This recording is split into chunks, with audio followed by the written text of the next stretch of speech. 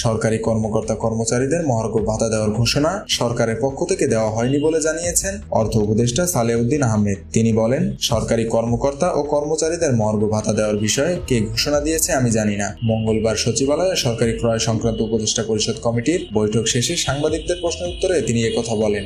সরকারি চাকরিজীবীরা কি মহার্ঘ ভাতা পাচ্ছেন? সাংবাদিকরা এমন প্রশ্ন করলে অর্থ উপদেষ্টা বলেন, মহার্ঘ ভাতার বিষয়ে এখনো আমরা কোনো সিদ্ধান্ত নেইনি। তাহলে কি মহার্ঘ ভাতার বিষয় থেকে সরকার সরে আসছে? এমন প্রশ্নের উত্তরে তিনি পাল্টা প্রশ্ন করেন, মহার্ঘ ভাতার ঘোষণা কে দিল?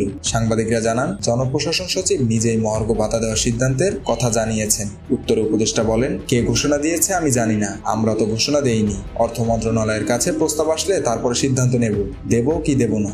এ সময় সাংবাদিকরা জানতে চান অর্থ মন্ত্রণালয়ের কাছে কোনো প্রস্তাবনা গেছে কিনা। উত্তরে উপদেষ্টা বলেন, আমরা তো এখনো ঘোষণা দেইনি, এখনো সিদ্ধান্ত নেইনি।